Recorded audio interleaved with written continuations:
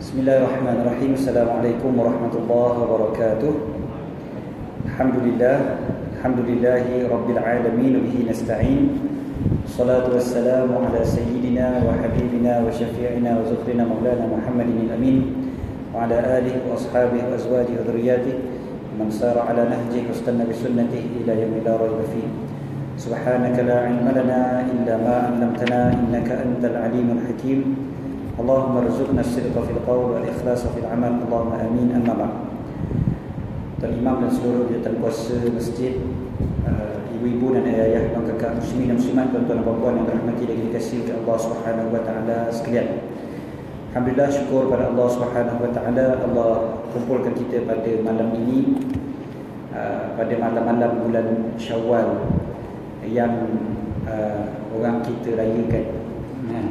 Orang Melayu raya sebulan, 2 bulan, selagi tak raya haji, ada fitri dia tu.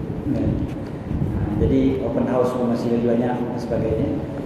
Dan malam ni nampaknya tak berapa ramai orang lagi yang datang ke masjid berbanding dengan bulan Ramadan. Berbanding dengan bulan Ramadan, ramai sangat yang datang. Masuk bulan Syawal, dah kurang sangat-sangat, kan? Tapi apapun, syukur pada Allah sebab Allah pilih kita. Allah letak kita di sini. Allah yang pilih untuk kita berada di rumah dia dan menjadi tetamu dia. Dan pada malam ini insya-Allah kita akan sambung lagi pengajian kitab Hidayatul Hidayah, susunan Hujjatul Islam Al-Imam Abu Hamid Muhammad Ibn Muhammad Al-Ghazali rahimahullah wa nafa'ana bihi fid dharain amin. Mudah-mudahan Allah Ta'ala merahmati beliau dan memberikan kita manfaat dengan beliau, dengan ilmu-ilmu beliau di dunia dan di akhirat. Allahumma amin. Kita masih lagi bicara tentang solat yang diceritakan oleh Imam Al-Ghazali secara panjang lebar. Walaupun buku ni sebenarnya buku yang kecil, kitab yang kecil, tetapi Imam Al-Ghazali cerita agak panjang berkenaan menambah baik solat kita, supaya solat kita yang kita amalkan setiap hari kualitinya lebih baik. Kita tak bicara fiqh solat, kita bukan bicara tentang hukum hakam berkaitan dengan solat, walaupun ada juga disentuh sedikit sebanyak. Tapi yang lebih lagi daripada itu adalah hakikat di sebalik solat itu sendiri, makna ataupun bagaimana pula kita nak upgrade kualiti solat kita. Okay, dan pada pengajian-pengajian yang lepas, bermula daripada akhir tahun lepas, sebenarnya kita dah masuk dah bab solat ni. Kita dah bincang daripada pertama sekali bab sebelum angkat takbir lagi, bagaimana memasukkan khusyuk dalam solat sebelum takbiratul ihram lagi. Kita dah bincang panjang bagaimana tips yang diajar oleh Imam Al-Ghazali untuk mendapatkan khusyuk dalam solat. Kemudiannya kita dah bincang berkaitan dengan takbiratul ihram, kemudian doa iftitah, kemudian daripada itu baca Al-Fatihah. Dan Al-Fatihah itu kita sebutkan hari itu tentang betapa penting kita betulkan bacaan Al-Fatihah kita. Saya sebutkan hari itu sebelum Ramadan lagi, kita dah bincang tentang betapa pentingnya kita memperbaiki bacaan Al-Fatihah dan dengarkan bacaan Al-Fatihah kita kepada guru-guru tajwid, kepada guru yang pandai tajwid. Kita dengarkan bacaan Al-Fatihah kita biar dibetulkan.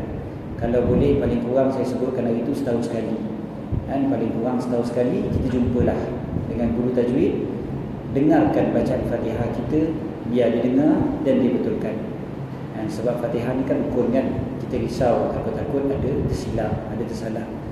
Tuan-tuan, saya sebut benda ni lama dah, tapi rupa-rupanya pada bulan Ramadan baru ni, kan, saya diberitahu beberapa kes.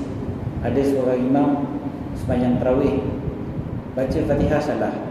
Salah tu mula-mula saya tanya balik, salah tu salah macam mana? Kan? Kalau salah sikit-sikit boleh tahan lagi, masih lagi sah sembahyang dia.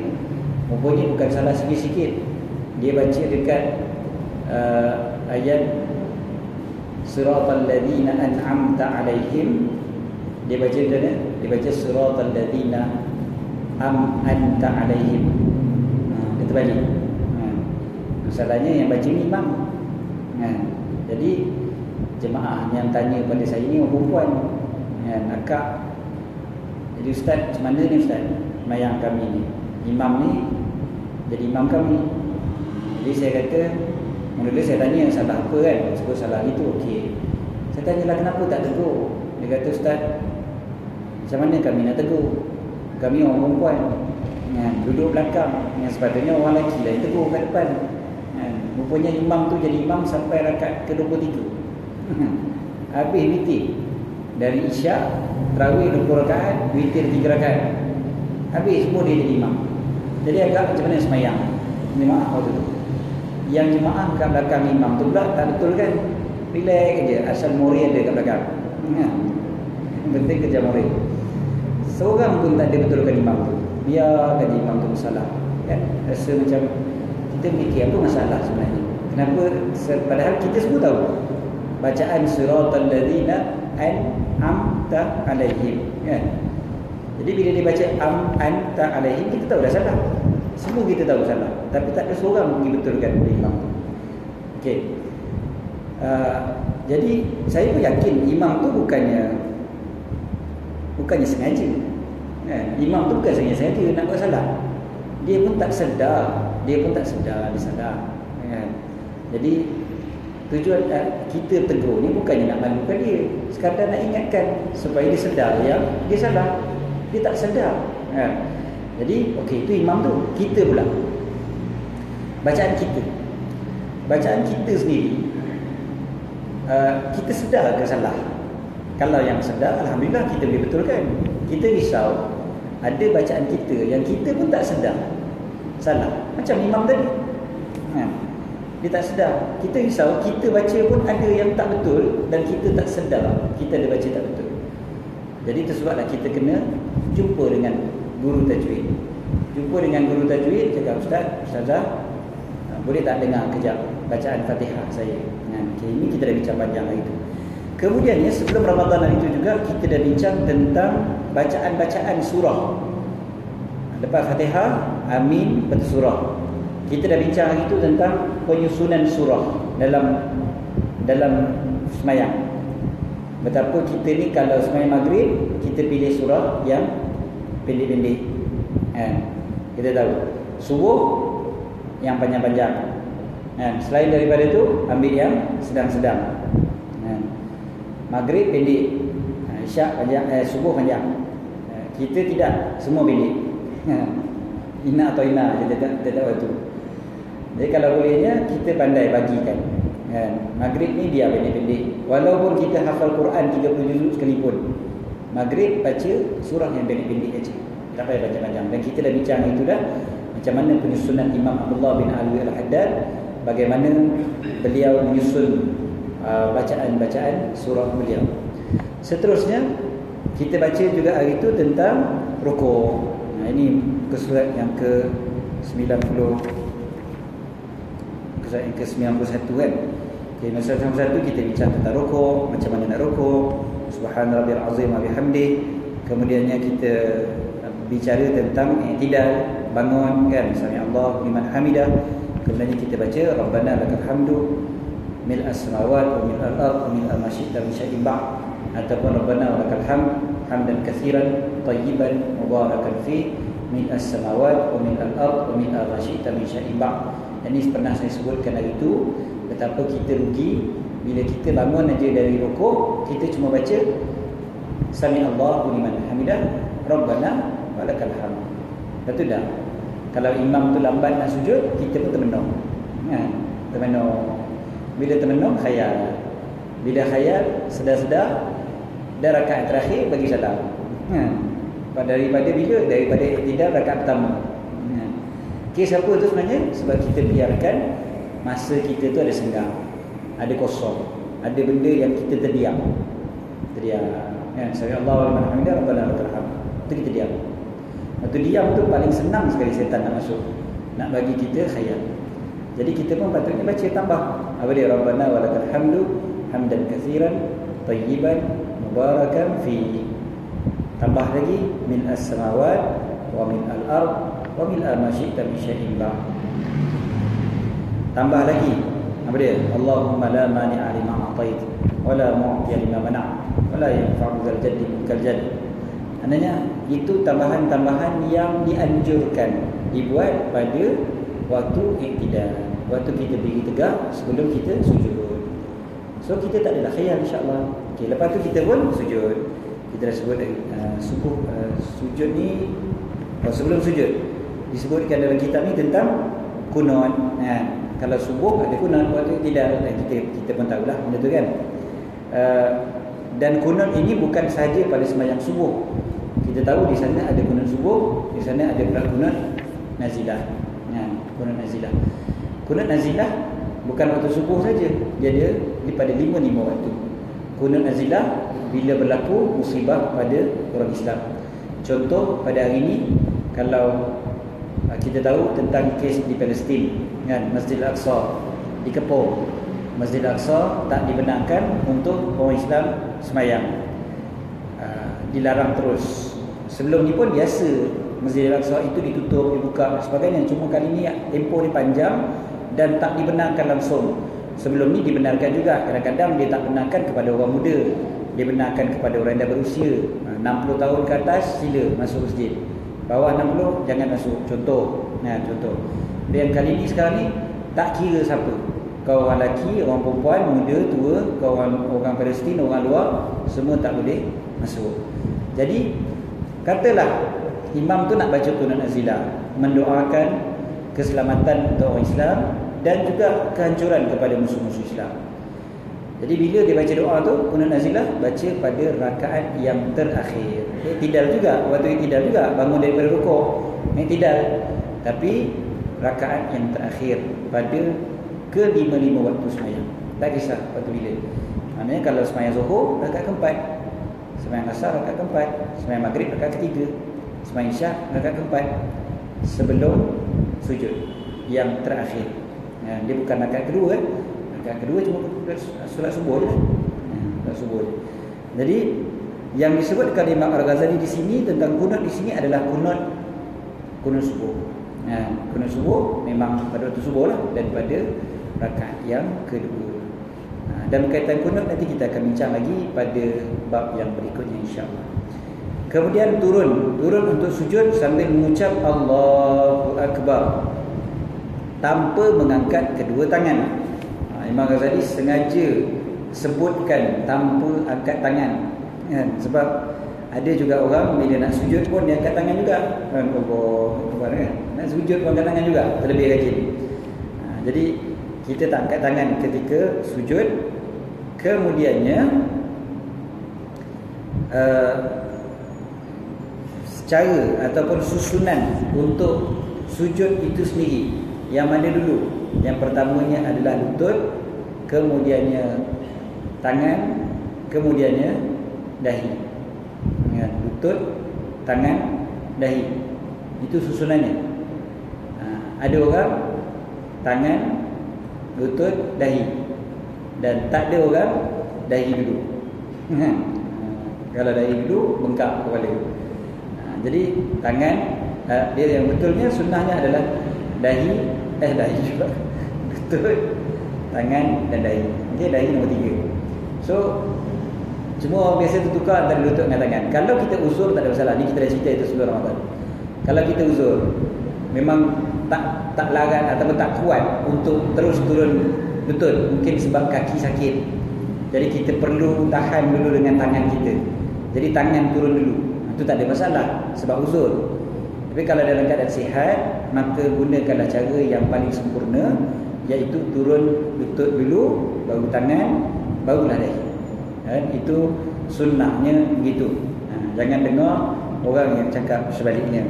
Sebab memang kebelakangan ini ada orang yang mula cakap sebaliknya. Dia kata tangan dulu baru lutut. Khususnya Syekh Albani yang menjadi ikutan golongan-golongan tertentu kat Malaysia ni. Okey, seterusnya. Okey, sujud, kita tahu dah. Dan kita tahu juga tentang wajib dahi itu terbuka ataupun terkena tempat sujud. Kita tahu betul, dan kita dah sebutkan juga hari itu tentang dahi saja yang mesti dibuka, kan, ataupun mesti dikenakan kepada tempat sujud. Adapun membuka yang lain seperti tangan dan juga kaki, hukumnya sunnah, bukan wajib. Maknanya tak mesti kena, tak mesti sentuh kulit dengan tempat sujud. Kalau tak kena kulit pun tak ada masalah, walaupun maknanya kalau ada alas pun tak ada masalahnya. Pakai glove pun tak ada masalah sembahyang. Pakai stokin tak ada masalah sembahyang. Dan yang disyaratkan adalah dahi sahaja. Okey, ini pun kita dah bincang sebelum daripada ni. Dan jarakkan antara tangan dan lambungmu, kena jarakkan sedikit. Itu sunnah bagi orang lelaki.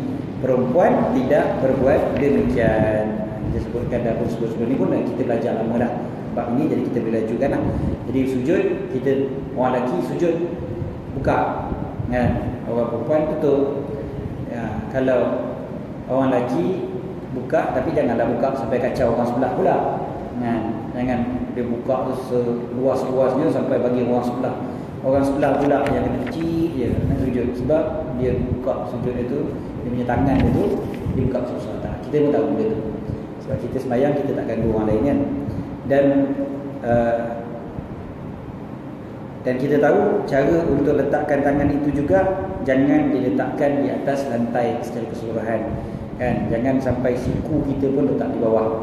Ini kita pernah sebut juga, itu tentang sujud seperti sujud anjing. Nabi SAW larang, kan. Jangan letak sampai ke siku semua sekali di atas lantai. Tapi ada yang buat, saya tahu. Bila kita datang ke masjid, kadang-kadang bila kita sembahyang sunat, kita tengok kawan-kawan dekat sebelah, kan, lepas sembahyang sunat, kita tengok kadang-kadang ada bila sujud dia letakkan semua sekali sampai ke siku, dia letak atas lantai. Kenapalah susah sangat nak angkat?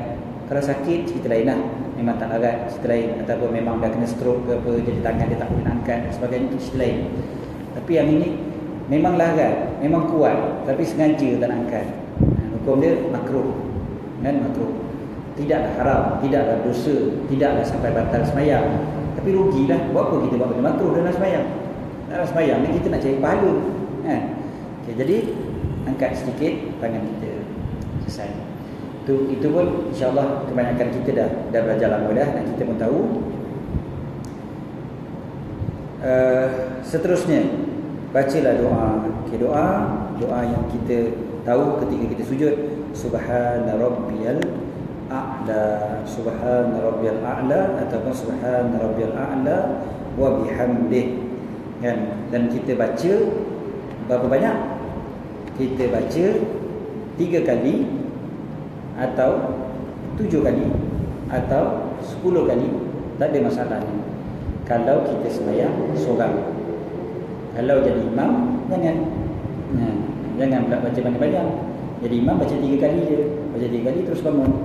Bagi makmum, kalau imam belum bangun, maka tambahlah subhana rabbiyal azim wa bihamdihi, subhana rabbiyal a'la, subhana rabbiyal a'la bihamdihi, subhana rabbiyal a'la bihamdihi, subhana rabbiyal a'la bihamdihi. Imam tak bangun lagi, sambunglah, jangan termenung. Ataupun tukar, baca subhan qudusun rabbul malaikati warruh, ataupun baca doa. Doa, sebab doa ketika sujud antara doa mustajab. Bukan doa sujud terakhir saja, bukan doa sujud terakhir je, semua sujud. Sebab Nabi SAW bila sebutkan tentang aqrabu ma yakunul 'abdu min rabbih wa huwa sajid, paling dekat sekali seorang hamba dengan Tuhannya adalah ketika dia sujud. Ketika dia sujud, kalau dia sujud, maknanya Nabi SAW tak sebut sujud keempat, rakaat keempat, rakaat ketiga, tak. Nabi SAW sebut sujud je. Tak kisahlah sujud mana-mana pun. Jadi kalau kita sujud, kita baca dah 3 kali subhana rabbiyal a'la, imam belum bangun ataupun imam masih lagi on the way, nak bangun, yalah dari sujud nak diri kan lambat, kena pula imam sakit belakang, lagi dah slow dia nak gerak, nak naik tu. Jadi Allahu Akbar, dia nak naik. So kita ni waktu sujud, sementara tunggu imam tu, kita nak bangun dulu tak boleh. Maka manfaatkanlah masa tu untuk berdoa. Bacalah doa apa-apa. Yang penting doa dalam bahasa Arab. Jangan baca doa Melayu sudah. Baca je lah, ya Allah, Allahumma Rabbana atina fid dunya hasanah wa fil akhirati hasanah wa qina adzabannar. Contoh ataupun Allahumma ighfirli wa li walidayya warhamhuma kama rabbayani shaghira. Contohnya kan, apa-apa doa untuk kita, bapak kita, apa-apa doa yang baik, bacalah waktu tu.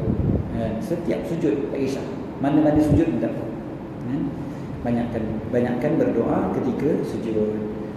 Okey, selesai. Kalau kita semayang ramai, semayang seorang pun tak apa, baca tasbih lama-lama pun tak apa, sampai 10 kali pun tak apa, tak ada masalah. Kemudian engkau bangkit dari sujudmu sambil mengucapkan Allahu Akbar. Ini pun kita tahulah, kan? Sebut Allahu Akbar sehingga engkau duduk dengan sempurna, hatta ta'tadila jalisan, sampai duduk sempurna. Duduk betul-betul lah. Bagi orang yang mampu, sekali lagi. Bagi yang tak mampu kerana sakit belakang sebagainya, kadang-kadang kita tengok kan kawan-kawan kita yang dia bangun dari sujud, dia tak boleh duduk betul. Dia separuh saja. Dia separuh saja. Itu je yang dia mampu. Macam mana sakit? Tak apalah. Tapi kalau betul-betul kita sihat, maka duduklah secara sempurna. Wajlis ala rijlikal yusra wamsuk qadamakal yumna. Duduklah di atas kakimu yang kiri dan tegakkan kakimu yang kanan.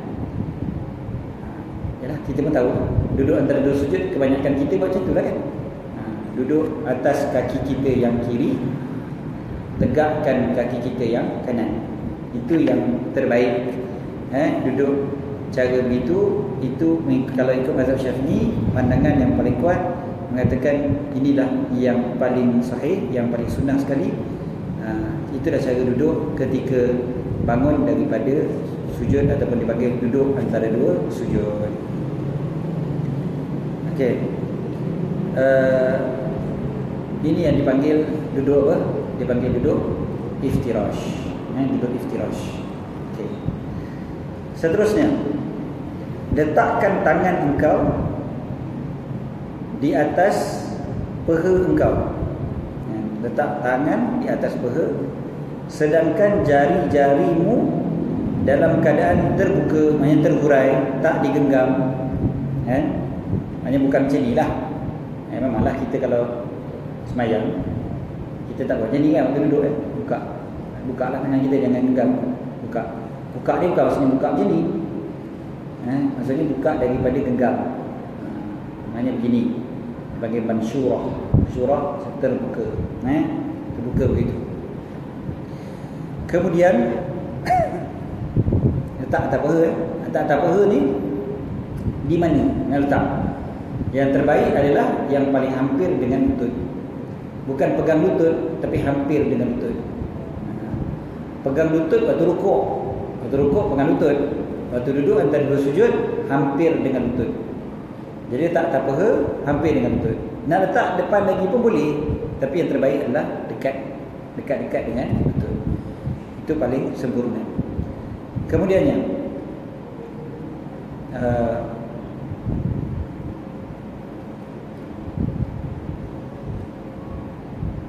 nak buka jari ni macam mana? Nombor satu lagi. Jari nak tutup macam ni ke? Tutup gini, ataupun buka begini? Macam ni ke macam ni? Jawapannya disebutkan oleh Syekh Nawawi Al-Jawi, dia kata wala tatakallaf. Dia kata engkau tak payah berlebih-lebihan, tak payah paksa-paksa. Maksud tak payah paksa, tak payah paksa tutup rapat-rapat, tak payah juga paksa buka sebesar-besar. Maksudnya apa? Sekadarnya saja. Letak aja. Letak mengikut keselesaan maksudnya. Selesa begitu je. Tak payah tutup, bagi tutup betul-betul. Tak payah juga buka sebesar-besarnya. Sekadarnya saja. Letak aja atas tangan, atas peha. Tangan letak aja atas peha. Ingat macam tu je. Dia terbuka sikit, tak ada masalah. Macam tu je. Ingat, itu sunnah. Tak payah berlebih-lebihan. Okey, selesai. Kemudian baca olehmu doa antara dua sujud. Kita pun dah hafal lama dah, daripada kita kecil pun kita baca Rabbighfirli warhamni. Kalau kat sini sebutkan, kalau ambil kat sini dia punya susunan sebenarnya memang ada berlain-lain tapi perkataannya sama aja. Kalau kata Rabbighfirli warhamni warzuqni wahdini wajburni wa'afini wa'fu anni. Lain ke daripada tuan-tuan baca? Lain. Itu biasa kita baca macam mana? Rabbighfirli warhamni wajburni dulu kan. Yang ni wajburni dekat belakang kan. Tak ada masalah lah. Yang penting baca kan. Sebab makna dia sama dan juga makna tak ada cacat cela pun bila kita awalkan yang ini ke belakangkan yang ini. Sebab di setiap satu perkataan tu doa yang berbeza. Setiap satu perkataan tu dia ada satu doa yang berbeza kan. Apa dia? Rabbighfirli, Tuhan ampunkan aku kan. Jadi satu. Lepas tu warhamni, rahmati aku, kasihi aku, kesian ke aku kan. Ada satu lagi. Okay, lagi kalau kita sebut wajburni dulu ataupun kat sini sebut warzuqni. Okey, warzuqni maksudnya bagi rezeki kepada aku dan rezekikan aku. Wahdini, bagi hidayah pada aku, bagi hidayah pada aku. Wajburni, wajburni maksudnya tampung kekurangan aku, tutup kesalahan-kesalahan aku ni kau tampal ataupun tutup kekurangan-kekurangan aku tu. Ataupun termasuk juga disebutkan wajburni, tutupkan kelemahan aku yang memerlukan kepada manusia. Maksudnya kayakan aku daripada manusia. Tutup juga. Dia tutup dulu sudut. Lepas tu tutup kesalahan kita, kelemahan kita sebelum ni, kita dosa-dosa kita yang kita dah buat. Tu. Ataupun dari satu sudut pula, mungkin sembahyang kita ni ada cacat cela kan. Tengah sembahyang kita khayal, mungkin tengah sembahyang kita tak khusyuk betul-betul, mungkin ada lagi perasaan-perasaan atau penyakit-penyakit hati dan sebagainya. Maka kita minta, ya Allah, tutuplah, tampal koyak-koyak dalam ibadat aku ni. Dipanggil wajburni, betul lah. Dan satu lagi adalah tampal ataupun tutup kelemahan aku supaya aku tak perlu kepada manusia lain. Aku dah tak perlu dah kepada orang. Itu dipanggil wajburni juga. Seterusnya wa'afini, berilah aku afiat.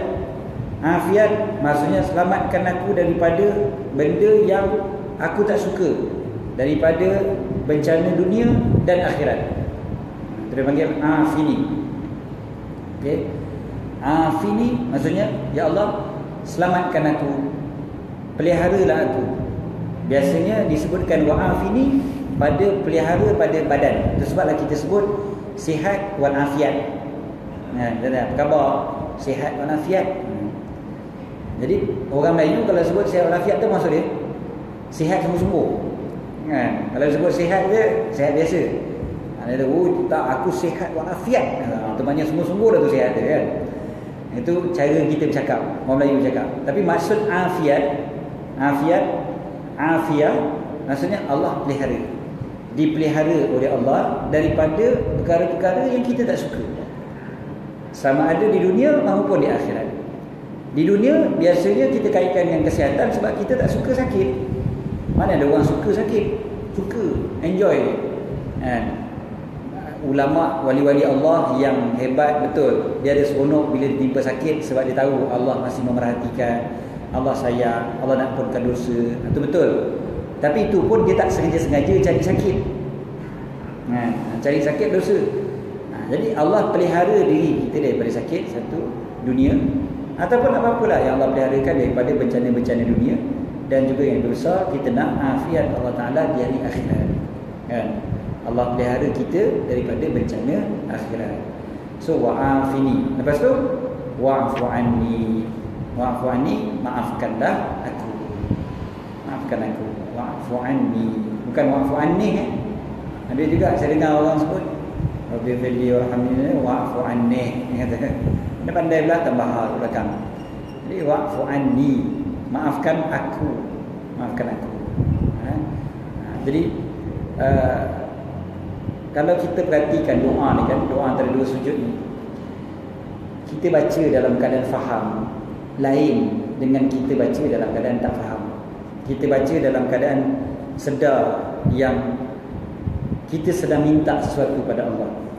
Rabbi fili, Allah ampunkan aku ya Allah, kesianlah ke aku, rahmatilah aku, kau tampunglah kekurangan-kekurangan aku, kau bagilah rezeki pada aku, kau bagilah hidayah pada aku, kau bagi afiat pada aku, kau maafkan aku ya Allah. Lain yang kita duduk tu, walaupun duduk tu sekejap je, duduk antara dua sujud ni sekejap, dipanggil rukun yang pendek, sekejap, tapi sekejap lain kesan dia kalau kita faham betul-betul makna dia.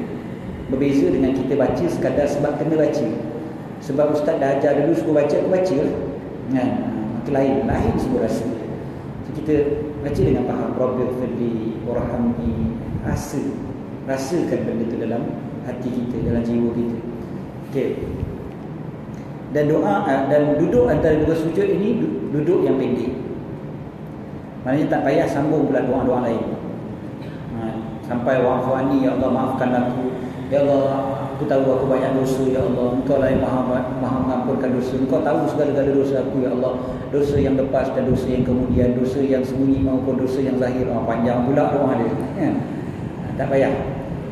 Cukup yang itu saja terus sujud. Sebab dipanggil rukun yang pendek. Tapi dalam mazhab Syafi'i, walaupun rukun tu pendek, dia kena ada tumaninah. Kena ada tumaninah, kan? Maknanya jangan bangun terus sujud. Bangun dari sujud terus sujud balik, tak ada tumaninah. Bangun Rabbi firli, sujud. Maknanya ada tumaninah lah. Tapi kalau bangun terus sujud tak ada tumaninah, tak sah sembahyang. Okey, dalam mazhab Syafi'i, kadang-kadang kita tengok kawan-kawan kita orang Pakistan, India yang sembahyang sekali dengan kita. Waktu sembahyang wajib tak apalah, dia sembahyang sekali dengan imam. Waktu sembahyang sunat, atau dia sembahyang sunat, kadang-kadang kita tengok dia bangun dari sujud tu, Allahu Akbar, Allahu Akbar, dia sujud terus. Kita pun geleng kepala, ish apa tak ada tumaninah. Jahil sungguh. Dia bukan jahil, dia ikut mazhab dia. Mazhab Hanafi tak wajibkan tumaninah. Jadi dia relax je lah. Dia bangun dari sujud tu, dia duduk terus sujud balik. Dia tak stop pun kadang-kadang. Dia bangun terus sujud balik. Dia tak ada tumaninah. So dalam mazhab dia sah. Dalam mazhab kita tidak sah. Kalau begitu mesti ada tumaninah. Okey. Selesai berkaitan dengan duduk antara dua sujud. Kemudiannya sujud kali kedua kita pun tahu macam dengan sujud yang pertama. Kemudiannya bangun daripada sujud yang kedua untuk pergi rakaat yang seterusnya itu disunatkan duduk istirahat. Istirahat. Ada pula duduk istirahat. Duduk lepak aja. Duduk rehat. Duduk rehat jangan lama-lama pula. Dia pause saja. Jadi bila kita bangun dari sujud, kita duduk, baru kita bangun. Baru kita berdiri. Bangun dari sujud, duduk, baru berdiri. Hukumnya sunat. Okey, jadi sama ada duduk tu macam duduk antara dua sujud. Kan kita duduk antara dua sujud, itu kita ke depan, kita bangun. Ataupun kita nak berdiri tu, kita duduk dulu, duduk di atas belakang tumit kaki. Belakang tumit kaki kita ni kita duduk di atas belakang tumit kaki, pause kejap, baru kita bangun. Dua-dua cara betul, dan dua-dua cara adalah sunnah. Kedua-duanya boleh. Sama ada kita duduk macam duduk antara dua sujud, ataupun duduk macam duduk tahiyat awal, lepas tu kita pun ke depan dan bangun naik ke atas, ataupun kita duduk atas belakang tumit kaki kita, kita duduk sekejap, lepas tu kita pun sambung diri. Dua-dua cara tu dapat pahala. Senang kan? Allah Ta'ala nak bagi pahala, rehat pun dapat pahala. Dalam sembahyang kan rehat tu, duduk sekejap. Kita boleh je berdiri terus kalau sihat walafiat. Boleh je berdiri terus, dari sujud terus berdiri, boleh. Tapi duduk sekejap dapat pahala. Ya Allah, kan? Punyalah baik, punyalah sayang Allah Ta'ala pada kita. Allah nak bagi pahala pada kita, kan? Rehat sekejap, baru bangun, dapat pahala. Alright. Maknanya pahala bukan dengan perbuatan yang susah semata-mata, dengan perbuatan yang senang, yang menyenangkan kita pun dapat pahala. Macam raya lah. Raya tu pahala. Gembira, kita gembira raya, dapat pahala. Padahal gembira tu bukannya susah sangat. Kita makan kenduri pahala. Menyahut seruan kan, walimah, orang ajak kita datang, kita makan. Padahal makan, kena pula makan makanan kegemaran kita pula lagi. Tuan rumah hidang, sedap. Kita pun pergi makan, melantak. Jangan sampai berlebihan sudah. Makan, dapat pahala. Punyalah baik Allah Ta'ala nak bagi pahala kepada kita kan. Benda kita seronok pun dapat pahala. Bukan tu saja, tidur langsung tak payah buat apa-apa pun boleh dapat pahala. Tidur kan, tidur boleh dapat pahala. So ini antaranya, duduk istirahat dipanggil. Antara sujud dan juga berdiri. Antara sujud dengan berdiri ada dipanggil duduk istirahat. Jadi hukumnya sunnah. Dan satu lagi last sekali adalah bacaan takbir ketika bangun. Kita dah sebutkan pun sebelum ni. Takbir bermula daripada pergerakan kita dan berhenti ketika berhentinya pergerakan kita. Maknanya bila kita bangun dari sujud, Allah. Kita berhenti dekat bar tu, ra tu kat mana? Bila kita dah berdiri tegak. Allahu Akbar. Okey. Bila kita dah berhenti bergerak tu, kita pun berhenti takbir. Mula takbir bila? Waktu mula bergerak. Mula bergerak dan berhenti waktu berhenti bergerak. Itu sunnah takbir yang kita dah pernah sebut dulu dalam semua perbuatan sembahyang kecuali takbiratul ihram. Takbiratul ihram jadi spesial yang itu kita dah bincang. Selain daripada itu semuanya ikut pergerakan kita. Wallahu a'lam. Kita sambung nanti insya-Allah setelah azan isyak insya-Allah. Dan kalau ada soalan, boleh tanya lepas azan isyak insya-Allah. Dan akak-akak kalau ada nak tulis soalan dekat kertas pun sama juga boleh tulis, hantar melalui postman yang ada. Insya-Allah. Siapa yang nak tanya melalui online pun boleh insya-Allah. Wallahu a'lam.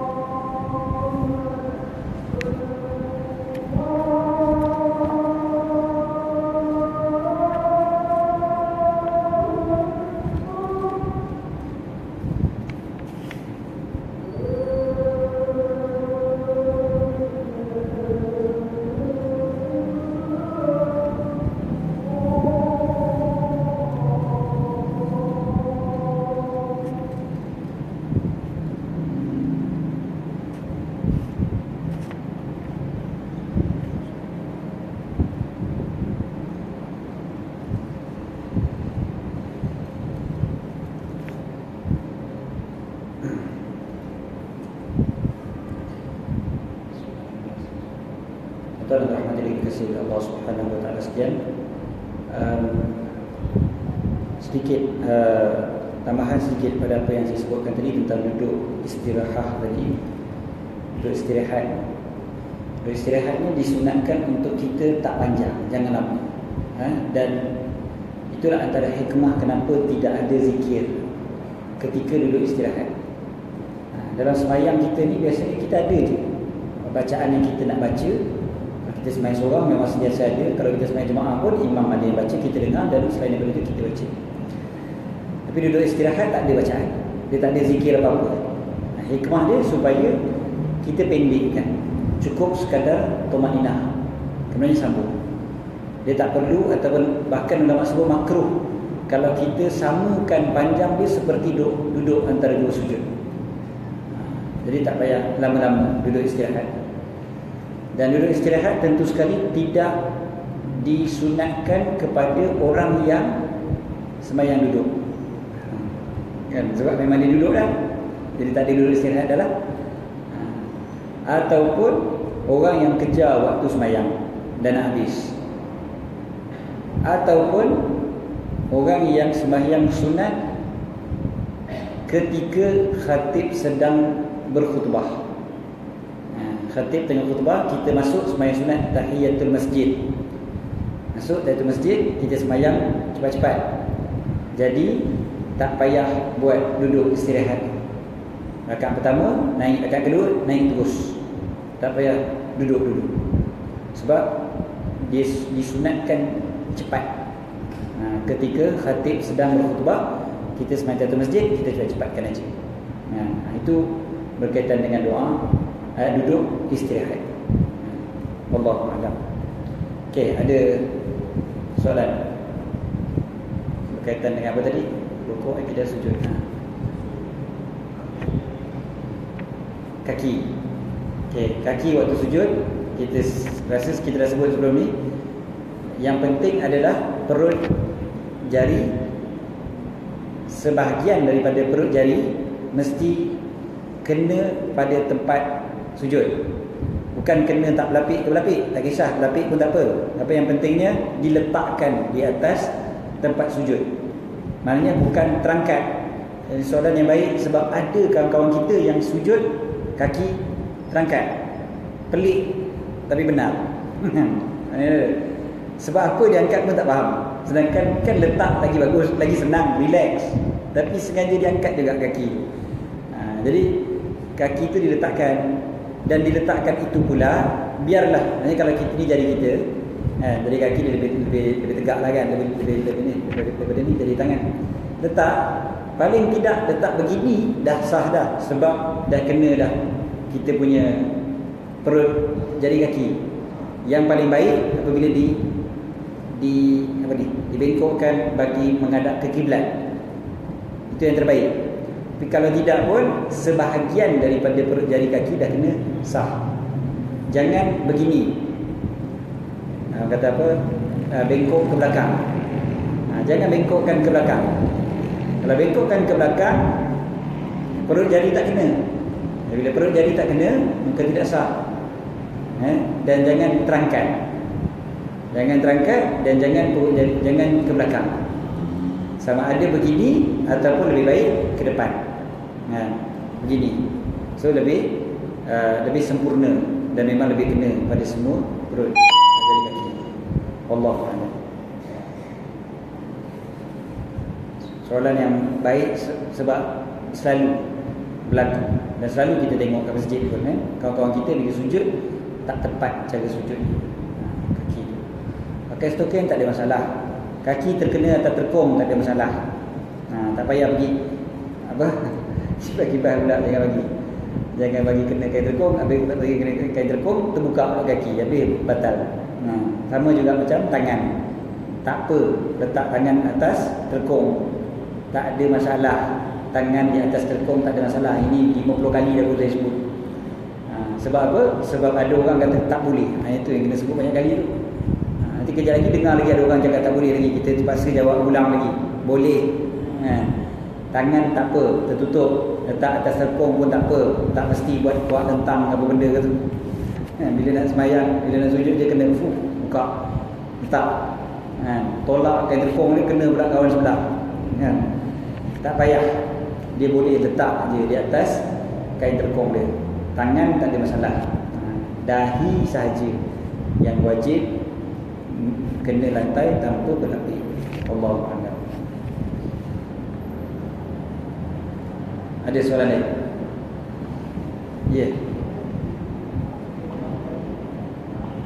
Rambut diangkat waktu sujud. Waktu sujud. Waktu sujud sebab rambut dia panjang, kan?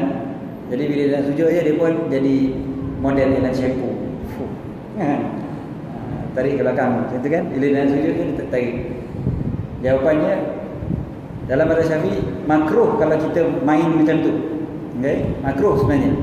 Kecuali kalau rambut kita memang menghalang dahi daripada kena tempat sujud. Tebal rambut tu penuh kan, ataupun dia macam undertaker. Maknanya penuh macam tu kan, tutup. Jadi kalau dia sujud memang tak kena dahi dia ke lantai dan dia angkat lah. Cuma cara yang terbaik adalah dia pakailah kopiah siap-siap ke serban ke model ke. Dengan tarik siap-siap rambut tu tak payahlah mengganggu waktu solat. Sepatutnya begitu. Tapi katalah waktu dia semayang tu dia tak ada kopiah, dan rambut dia pula memang panjang semua ni, tutup semua dahi. Dia sebutkan sekurang-kurangnya sebahagian daripada dahi kena, bukan semua. Waktu sujud ni yang penting sebahagian daripada dahi kena. Jadi kalau rambut dia panjang sebelah je ataupun tutup sebelah je, lagi sebelah terbuka, kan? Lagi sebelah dahi dia terbuka, dia kena dahi tu yang sebelah je, sah. Ataupun jarang-jarang, sikit-sikit ada juga bahagian dahi yang terkena, sembahyang dia sah. Dia tak payah angkat pun rambut tu. Kita sebut dia kena angkat kalau tutup habis. Tutup habis dahi. Dahi ni semua tutup, dia sujud. Sujud ke rambut tak sah. Okey. Maknanya dia sujud tu semata-mata atas rambut, langsung tak ada kena tempat sujud, maka tidak sah. Kalau ada sebahagian kena, walaupun sebahagian lagi tak kena, hukumnya sah. Macam orang pakai serban. Orang pakai serban ni macam-macam fashion ada. Kan? Ada yang serban smart, dia tegak, dia macam tu. Yang itu dia sujud elok je, semua dahi dia kena. Tapi ada serban yang begini. Bila serban begini pun okey lagi. Masalahnya bila tebal. Dia tebal. So tengok bahagian tengah ni. Bahagian tengah ni kena tak tempat sujud? Sebab yang sini dah bertutup. So tengah je yang kena. Tengah tu kena, settle. Sah sembahyang dia. Yang tak sah adalah kalau tebal sangat. Ni biasa dalam drama je lah. Ataupun orang baru belajar pakai serban. So dia pakai setebal-tebalnya, tutup habis dahi dia. Tutup, tinggal sikit. Tapi yang sikit ni pun tak kena tempat sujud. Sebab serban dia terlalu tebal, tergantung dia. So dahi dia tak kena tempat sujud. Dan kena, maksud kena ni bukan maksudnya kena tu maksudnya sekadar bersentuh. Tak. Maksud kena ni adalah kalau kita letak tisu, dahi kita tu letak atas tu, tisu ni berbekas. Maksudnya diletakkan, bukan ditekan. Bukan mesti tekan, tak. Tapi diletakkan, bukan disentuh. Sentuh beza, sentuh jadi bersentuh. Kan? Sentuh. Ni tersentuh juga. Tapi ni bukan letak. Letak ni maksudnya dia kena letak lah betul-betul. Dahi dia kena letak. Sekali lagi, bukan ditekan. Jadi dia antara dua, bukan sentuh saja, bukan tekan, tapi diletakkan. Dahi kita tu, kita letak betul atas tempat sujud. Ini yang kita pernah sebut juga sebelum ni, bagaimana kalau serban ataupun kain selendang. Kain selendang ni, ridak ni, kalau dia pakai, dia sujud atas ni. Sedangkan dia pakai, sujud atas benda ni, tak sah. Tapi kalau dia buka, dia letak di atas rantai, tak ada masalah lah. Kalau dia pakai tu yang masalah. Kalau dia tak pakai, tak ada masalah. Dia tak pakai, dia letaklah 10 helai pun tak apa. Ni kita fikir, kita sebut kalau dia pakai begini. Dia pakai begini, bila dia sujud yalah, kadang-kadang kita sujud dia terkedepan, contohnya terbuka. So dia pun sujud atas ni. Dia sujud atas benda ni. Tak sah sembahyang dia. Sama macam terkong muslimat. Muslimat telkum, jangan sujud atas telkum. Dahi ya, dahi. Tangan tak apa. Dahi tu jangan tutup. Hidung tak apa. Dahi. Hidung tak apa. Hidung kita sujud tu, hidung terletak atas kain telkum. Tak apa lagi. Jangan tutup habis. Jangan sampai dahi sekali tu tutup. Tangan tak apa. Ulang lagi. Kan akak tunjuk lagi. Ni malam ni je 7 kali kita sebut. Jadi tangan sekali lagi saya sebut tak apa. Macam mana kak?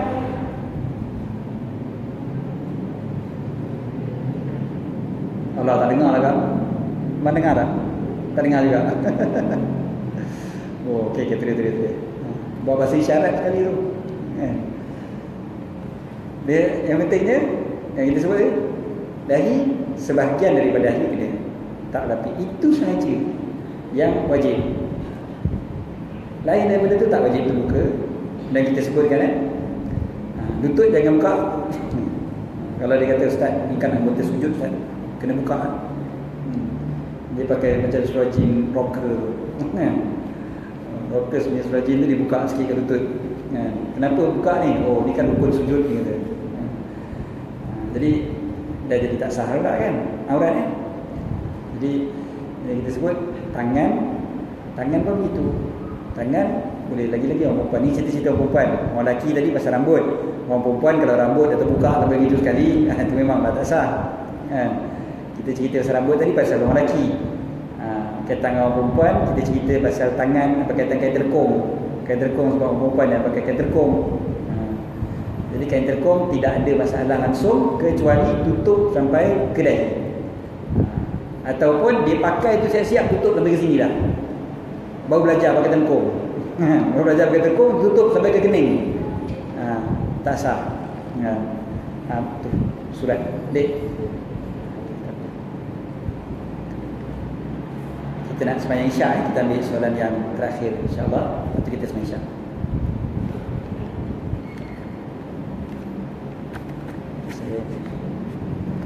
Oh, makmum nak bagi salam masa imam salam yang pertama atau kedua. Soalan pasal bagi salam ni advance lah. Kita belum cerita bagi salam lagi ni. Kita baru cerita bangun untuk rakaat kedua. Belum cerita bagi salam. Tapi tak apa. Soalan nak bagi salam waktu imam bagi salam yang pertama ke kedua? Sunnahnya adalah ketika bagi salam yang kedua. Selesai perkataan Assalamualaikum yang kedua, baru kita bagi salam yang pertama. Jelas? Imam bagi salam yang kedua, bila disebut Assalamualaikum, barulah kita bagi salam yang pertama. Kenapa? Saya tahu ada ustaz yang senior yang kita semua hormat, beliau cakap apa ni, tak ada ni mana-mana dalam kitab semua. Tidak. Sebenarnya dalam mazhab Syafi'i memang disebutkan secara jelas begitu. Memang disunnahkan bagi salam setelah imam bagi salam yang kedua. Sebab apa? Sebab satu, hikmahnya kalau imam tu punya salam yang pertama tak betul, salam yang kedua menggantikan salam yang pertama. Sebab salam ni pun dia ada syarat. Nanti kita akan belajar. Antara syaratnya adalah kita baca Assalamualaikum.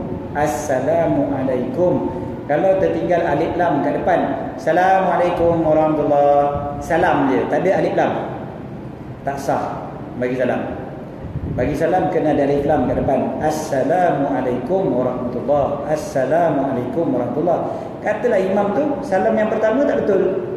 Assalamualaikum warahmatullahi. Assalamualaikum warahmatullahi. Salam dia yang kedua tu baru jadi salam yang pertama. Dan kita dalam sembahyang, kita tak boleh dahului imam. Kalau imam tu salam dia yang pertama tidak sah, maka salam dia yang kedua yang sah. Kita dah salam dulu, maka kita dah salam lebih dulu daripada imam. Jadi lebih baik tunggu kepada imam salam yang kedua, baru kita bagi salam. Kecuali memang dah kelang kabut sangat dah. Memang kelang kabut, memang nak kena berhenti juga. Sebab perut dah nak terkeluar dah apa-apa isi. Contoh. Jadi memang dah tak sabar dah ni. Imam bagi salam ya assalamualaikum. Imam huruf mim dia assalamualaikum. Dia pun terus assalamualaikum warahmatullahi wabarakatuh, jalan terus. Terus dia bangun lagi. Sah. Sembahyang sah. Dia tersebut sembahyang sah. Tetapi lebih baik tunggu pada salam yang kedua. Lebih baik. Bukan syarat kita tak sebut wajib. Kita sebut lebih baik. Dan berkaitan dengan bagi salam, kita akan detailkan dalam pengajian-pengajian yang akan datang insya-Allah. Allahu a'lam. Cukup setakat untuk malam ini, dan mudah-mudahan Allah Taala berikan kita ilmu yang bermanfaat, dan mudah-mudahan Allah memberikan kita taufik supaya kita beristiqamah menuntut ilmu dan mengamalkan ilmu yang kita perolehi. Aku qouli hadza wa sallallahu alaihi wa lakum. Bismillahirrahmanirrahim. Rabbana fa'alna bima 'allamtana wa 'allimna alladhi yanfa'una. Rabbi faqihna faqih lana wa qarabat lana fi dinina wa an qudri unsa wa laka. Rabbi waffiqna wa waffiqhum lima tartadi wa fi'lan karama. Warzuqna kulla halalan da'ima wa akhilla atika ulama nazabil khair wa kulla syarr. Rabbana wasih lana kulla syu'un wa aqra bi ridhamika al-'uyun. Waqdi 'anna rabbana kulla duyun qabla an ta'tana sulmana waghfir wastur anta akramu man satar. Sallallahu alaihi wasallam Muhammad wa ala alihi wa sahbihi wa sallam. Alhamdulillah rabbil alamin.